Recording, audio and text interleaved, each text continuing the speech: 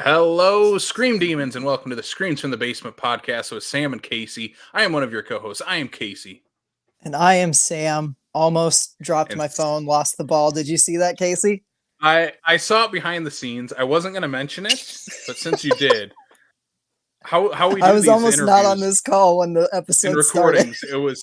it was all I see is like Sam's phone fumble, go black, and then I see him like vertically, and last minute comes up perfectly. So if you mentioned nothing, we would have been fine, Sam. We would have been fine, but I felt the need to explain it, I guess. It was funny. Hey, my this is Face gonna ID be, setting was like taking its time recognizing my face. I accidentally locked my phone. It was nuts. I was like, okay. Anyways, Speaking welcome of to Screams from the Basement. Speaking of special recognizing guest. faces, yeah, we have a special guest returning to the show. We have the one, the only, AJ Chambers. AJ, welcome back, man. How's it going? Oh, it's going, man. It's fucking cold as balls outside, and we're gonna stay inside and talk about your wild ass movie, Lust, Magic, and the Witches Sabbath, dude. Yes. Yeah, dude, this movie is insane. Like, we're so excited to have you on for this. Yeah. How have you been, AJ? How was the making of this movie? Like, explain to us what Lust, Magic, and the Witches Sabbath is. So explain the movie or I worded that terribly. I'm sorry. My phone got locked and I threw off my game. Sam, come on. It threw off my game. Oh my God. Just explain to us what the movie is, what sparked it. Okay. Yeah. I've got that. So it's kind of, originally it was going to be, what's a cheap movie we can make? Oh, we've got woods all over the place. We could make witches in the woods, dancing around. And then we screwed that up. We flew in a bunch of actors. But it was fun. And I also kind of got the idea from Haxan. Have you ever seen Haxan? Oh, yeah. It's like a silent film from the 20s, I think. So, yeah. And it's the history of witchcraft, or like what witchcraft was back in the the Dark Ages. And I wanted to show exactly what happens in a Witches Sabbath, like what was really supposed to happen. And so everything in this movie is pretty much from history. It's real. That's awesome. That's super cool. Everything that happens in this movie is real. Yeah. It's practically a documentary. Yeah. I know we talked about this when you were on last time, because we were hyping up when we were showing Attack of the 50-Foot Sphincter from Space at SuperCon. Yeah. And I know we talked about this movie. Remind me, when did you guys shoot this movie, and how long did it take you guys shot to shoot? This? It had to have been August. Yeah. It was late August. It was hot as fuck. And we shot it in like 4 days. We did a couple pickups, like short shit, but the bulk of the movie was in 4 days. And it was rough. One of the days we started, I picked Morgan Thompson up from the airport, and we started filming immediately. And we didn't stop until, I want to say, 4 a.m. the next day. Holy crap. Yeah. She was not happy, but she's a trooper. It's the magic of movie making, though. Yeah. You're doing it. So this movie, it's out right now. Tell the people where they can find it, and then we're going to jump into some more of the nitty-gritty stuff of this movie. You can get Blu-rays at hodgebob.com, HOJBOB.com, and it will be streaming soon. I don't know how soon. They never tell you exactly when they're going to put it on, but on Troma now. Yeah. And awesome. I just signed a contract with New Village Video, so it'll be rentable on New Village Video. I don't know if you've ever used that. I haven't, but I might start. I just recently rented Triple Xmas off of there, and that's how I found out about them. So, yeah. That's awesome. So cool. So the opening of this movie is like very dark, very brutal.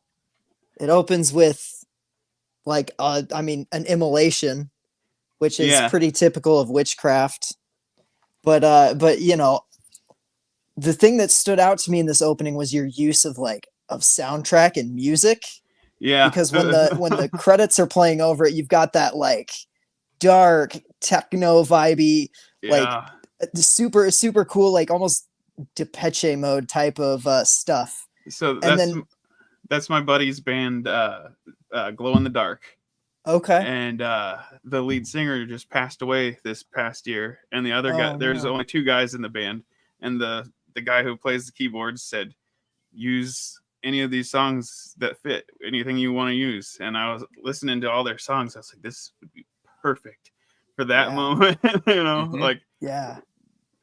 It's yeah. so great. It's so great. And your use of music like throughout the movie is so cool. Can you talk us through like picking the soundtrack? Was it all kind of local artists or people you knew, A or did lot of you it is, I put out on the internet, I said on Facebook, I think I said, just anybody who wants to put a song in, let me know. And people offered up their music. And that's very reminiscent of Haxan too, because it's a silent film. right? But uh yeah, so I packed it full of music. Yeah. Yeah, there's another song by Glow in the Dark in the movie called The Devil, and it's when Ari comes out. Yep. Yeah. Yeah. Same I band. thought it was the same band. Yeah, Yeah. it sounded similar. So yeah. Well, awesome work on the soundtrack, man. Like it literally like it's its own character of the movie almost. Like it just it puts you in the right vibe for every scene. Like Yeah. great It's job selecting that stuff. a very different vibe altogether for my movies. I Yeah. usually do silly ass shit, and this one is a little different, a little Mhm. darker. Yeah.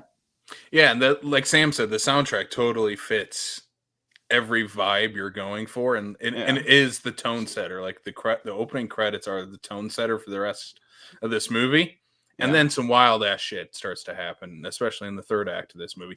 And like you said, Ari Lehman, who people know as the first Jason Voorhees in Friday the 13th, his band is in it. First Jason, he Yeah. plays the devil in this movie. Talk about working with Ari on this movie. Not only like kind of two roles, I guess. Like he plays Yeah. himself Yeah. in the scene where they go to the first Jason concert, and then he plays the devil in the third act. Like talk about working with him in both respects. So interesting story how this all worked. I originally got Ari to come to town just to do a show, and it was that show. Oh, nice. And then I was like, while he's here, why don't we just ask him to be in this movie, and we'll film the movie on the same weekend. So we actually had a first Jason show during those 4 days of filming, cramming more shit in there. And then I was like, can we put some of your music in? And he was like, yeah, make us a music video and you can put us in there. Yeah. So yeah, it was fun. He's a real nice guy. Like I said, it was like probably 2 a.m. by the time it might have even been later. By the time he was in makeup, it was probably almost 3 a.m. He had Oh done my a meet and gosh. greet all day and then came to set. And it was, middle of the night in August, still hot. Took probably 2.5 hours for all that body paint. Oh, I'm sure. Yeah. Well, and I mean, his whole bottom half is. Yeah, that's just like a pants, basically. It's like a Oh, fursuit really? pants. That's awesome. That's so cool. And I mean, did he use a cock double, or was that him actually hanging dong? So Does Jason hang dong in this movie? Yeah.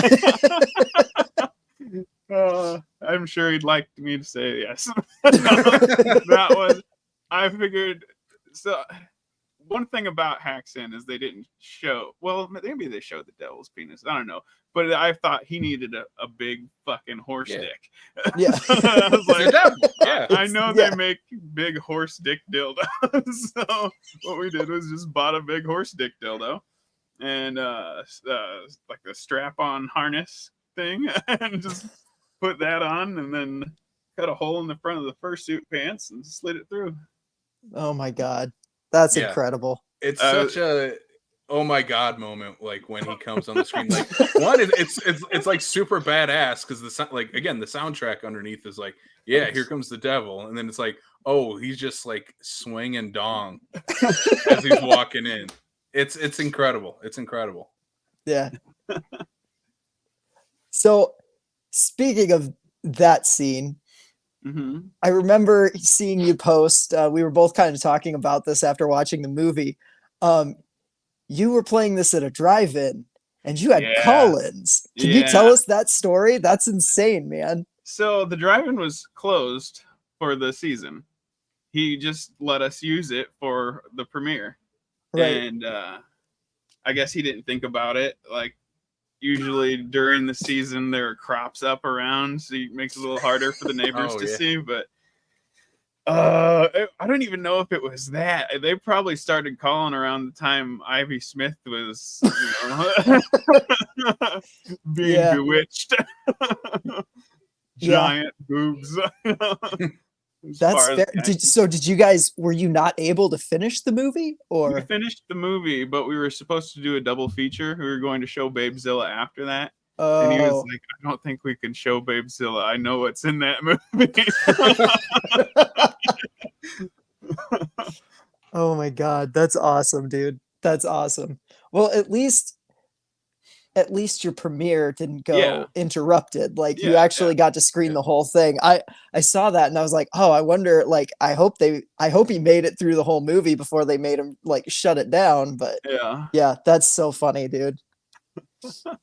And how many other premieres can you think of that, like, no, they get shut down at the drive-in because too many people were complaining while watching it that didn't show up to the drive-in. They were just like driving by or whatever, or neighbors. Oh, there were people on the highway honking as they driving by. Oh my God, that's awesome. That's so great. Let's talk. Go ahead, Sam. Oh, I'm going to continue on with the third act questions. Okay. There's a very graphic sex scene, like involving the giant dong. Okay. Like, just talk me through directing that, because like I don't know, maybe I'm just like a person who blushes way too much, but like I can't imagine being on that set. Like, Ari did a lot of the work. Oh, really? I told him what I wanted, like what I wanted to see from what angle and everything. And he talked to Morgan. I told him I wanted you to grab her by the throat, and throw her down on the table. And so he like told her how he was going to do it. And he walked her over there and kind of gently, he kind of throws her on the table. It wasn't hard to direct, really. No. Yeah, I just told him what I wanted to see, and he did most of the hard part. Yeah, that's awesome. No pun intended on the hard part. Yeah, and it was a little weird. And I was like, okay, now like stroke the giant cock. Yeah. God, that's insane, man. It's such a wild scene, and I don't know. It doesn't come out of nowhere, but it feel like just the shock value of it. Like you're just not used to seeing that in most modern American movies. You know? Yeah, and I mean your movie, before we even get to like the opening scene and we talk about the opening credits, like talk about the actual opening of this movie is a big middle finger to the MPAA. Yeah, I've been doing that in quite a few of my movies. And that's like, it's because of the censorship thing, but it's also because they have control over who can make money in the industry.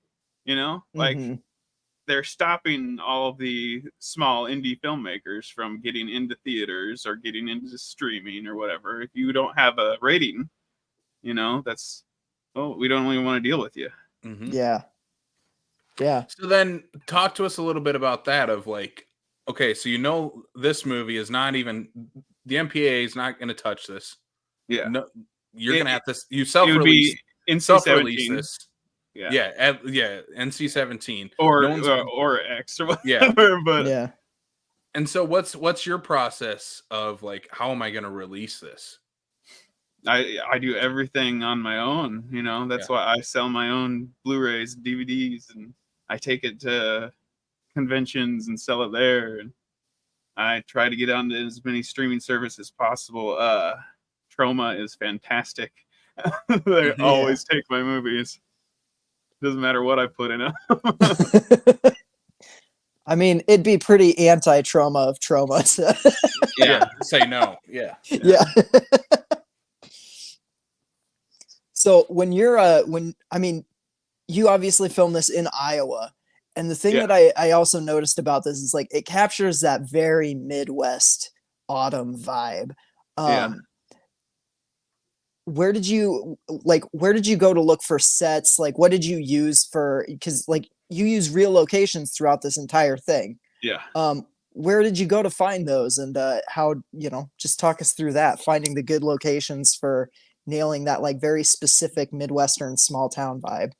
So the whole first half of the movie pretty much is all places in Council Bluffs, Iowa. Okay. The house where they actually the first house where before the opening credits, that was one of the producers' places, Tony. Okay. Yeah, we just went out on his property and burned a witch. And then, the second place was the other producer. It was just one of like their spare bedroom. We just filmed in there and then in front of their house. Then we drove around a lot. We just spent a day driving around. That was one of the pickup days. We were like, let's go get some shots of driving. And then the apartment that Morgan moves into was the Airbnb above the venue that we had the first Jason show. Okay. So all of that is actually real where we were. So that whole scene where we're behind the bar, we walk around the block, up the stairs. That's actually the apartment up there above the bar that we have the venue, the show in. And then the coolest place was the witch's house, the exterior of the witch's house. Anyway, the interior is part of a haunted house, but the exterior is my buddy Nick's family's property that I've known about for years. Like they just have this, it's just a bunch of land that they own as like a tax kind of shelter thing. It's like prairie land. So they get paid to have it untouched land. And it's got an old decrepit house, falling apart. It was scary to even be inside of it. And we just had them walk inside the door and stand there and then walk back out. That place was really cool. And that was the same place where we did the Witches Sabbath. We just did it up the hill from the house. Nice. That's so cool. Yeah. And I'm sure that makes it, again, since it's private land, makes it a lot easier to shoot the entire third act of that movie. There was nobody around. Yeah, there's nobody around. You can do whatever you want out there. Yeah. Yep. Yeah, you have no neighbors honking in real time at the movie. Yeah. Actually, there is neighbors, but I don't think they would have been able to see.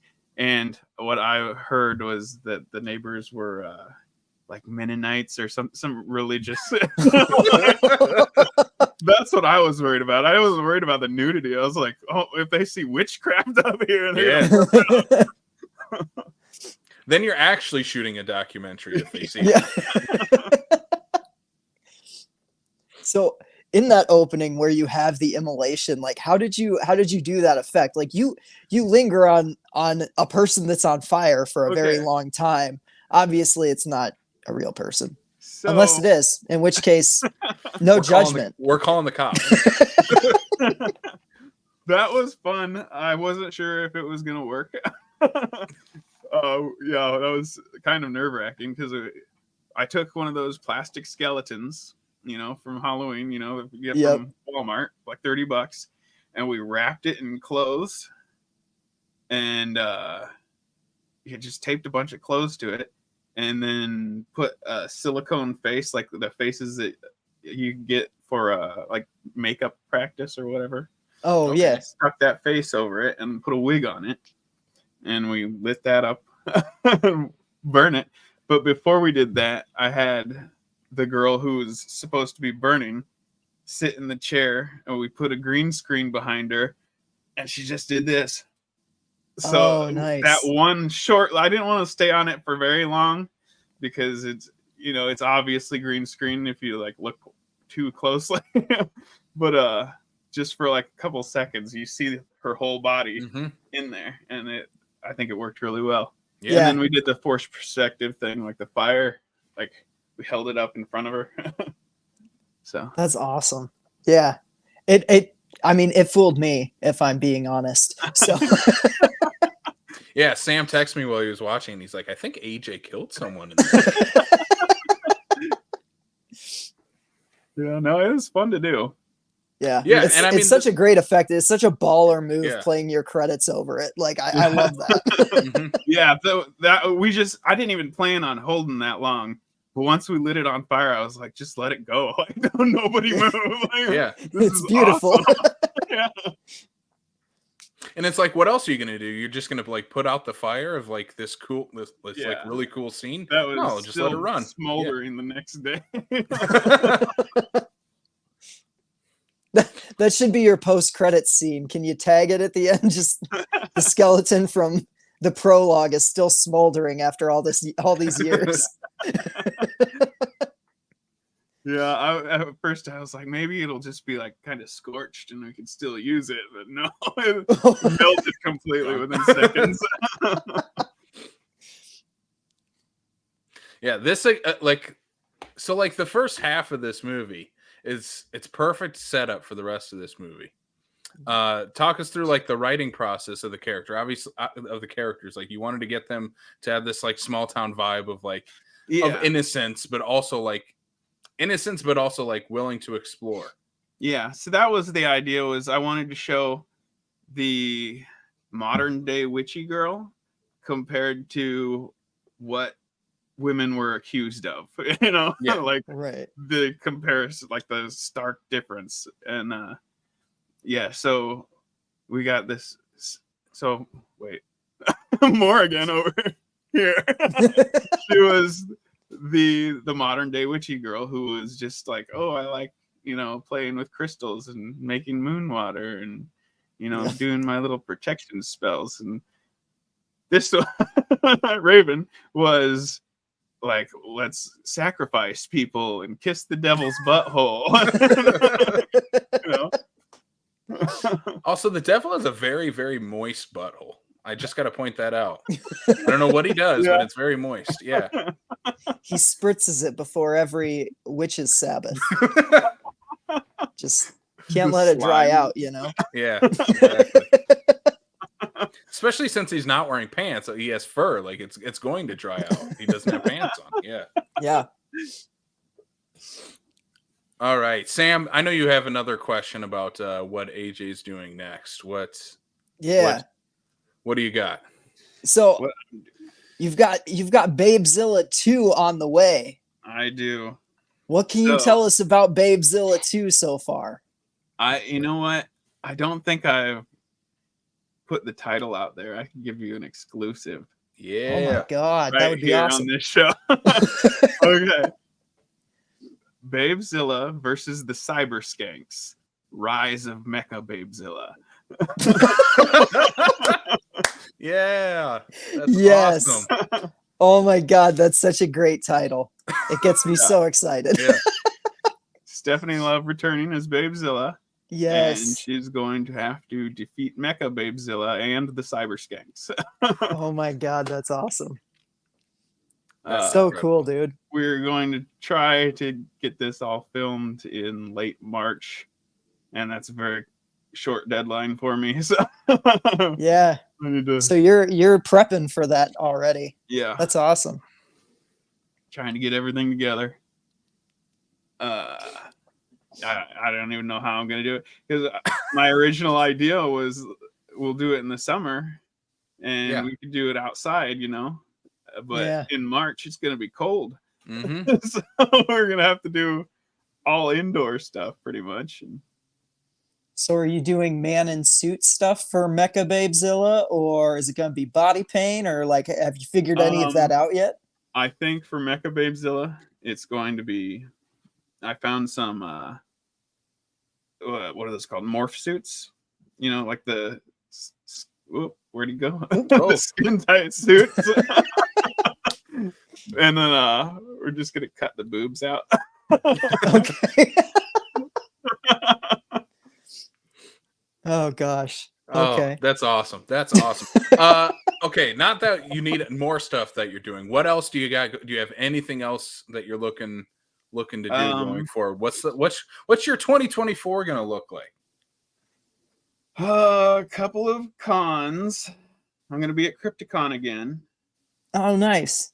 We're actually planning our own convention right here in Council Bluffs, Iowa. Yeah. Yes. It's going to be a small one. We're gonna maybe 2 celebrities. Nobody knows about this yet either. We're just getting all the exclusives. Yeah, I've been talking to a guy who owns a bar. It's a venue, and he wants to throw a little thing there. So we're gonna try to figure out how to do it. Yeah, that's awesome. Yeah, that's awesome. Yeah, let us know when that is. We we could road trip. That's going to be. I could tell you right now when he's wanting to do it. It was in September. I want to say the 15th or 14th or. Okay.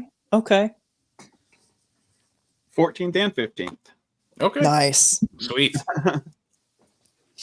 Yeah, that sounds awesome. I mean, obviously the last time you were on here, we talked literally all about conventions. So to hear you're going to do one, that's awesome. Yeah. Conventions are so much fun. They are. Yeah, they are. It's funny. Like I don't know. I feel like I like working them or having something to like some part of conventions. Yeah. More sometimes than just going to them. Definitely. It's a weird thing. I get bored if you're just there to experience the convention. You could do it in a day, Yeah. But if you're there to like sell something or do something, if you're a part of it, you want to be there the whole weekend, like the whole time, Yeah. Especially if you have worked conventions before and you see everybody else running around with like their heads chopped off. It's like, what can I help with? I need something to do. Yeah, you know how to spot the frazzled convention worker, and you just kind of want to be like, "Hey, what can I do? How can I help?" Yeah, I'm excited for Crypticon this year too. Last year was a lot of fun. Yeah, that is a lot of conventions. They're always fun, but that's the only one that I've been to where it's a party. And you go to the one in Kansas City, right? Yeah. Okay. Yeah. Sam, we should look at going to Kansas City this year. Yeah, we should. We absolutely should. Yeah, there's always like something fun to do afterwards. It's not just like, oh, okay, we did our thing, let's go to our room. No, you got to go experience the after party. That's awesome. That's right. All right, AJ, I'm not going to let you off the hook yet. I got one more question for you. Okay. So when I leave every filmmaker we have on the show with, if someone's going to watch Lust, Magic, and the Witches Sabbath, and I think I might know the answer to this after talking to you, what movie are you going to watch it with? Obviously, it's not going to be Babezilla because the neighbors will call the cops and they'll call the owner of the drive-in and cancel that one. But what's the other movie you're going to put on right after? Well, I mean, if you want to do Haxan, which makes sense, but the thing is, like, put a different soundtrack to that movie. Put your soundtrack to or be wide awake, because it's like lulling you to sleep through the whole thing. Yeah, I'll be honest. Like I've seen half of that movie. Yeah, it's hard because I fell asleep. But there's a lot of cool shit in that movie too. Yeah. Like kissing of the devil's butthole that is in that movie. It's not as graphic as ours, but Yeah, but what's a little like if you're gonna do a modern update, you have to up the graphicness. Yeah, That's just how it yeah. is. yeah. All right, AJ, again, where can people check out the movie and where can they purchase a Blu-ray? Hodgebob.com. HOJBOB.com. Sweet. yeah. All right, cool. Sam, do you have anything else to leave the people with before we sign off for this? Just AJ, thanks for sharing this movie with us, man. This was problem. great. This was so Yeah. much fun. It's crazy. Yeah. It's Mhm. it's an insane movie. If you like any kind of witchcraft, I highly suggest picking up the blue of this one. It's nuts. If you've ever Like I wanted to said- see Jason Voorhees as the devil with a giant dong, this is the only movie that has that. And it's historically accurate. Yes. And Yeah. it doesn't skimp on bodily fluids of any kind. Oh, I gotta tell you, Yes. one behind the scenes moment when Morgan says, "Don't dump that fake cum in my pussy."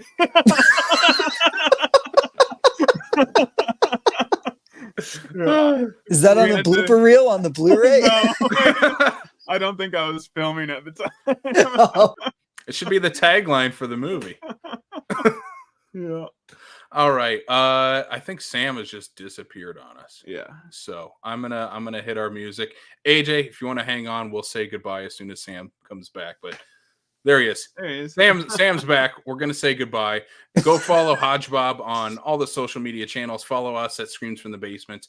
AJ, thank you again, man. Like this is always a blast having you on. We'll do it again when Babezilla 2 comes out next year. Or this year, I guess, probably. this We're year. in 20 we're in 2024 already. I don't Yeah. even know what month it is. So thanks again, dude. Yeah, thank thanks, you. AJ.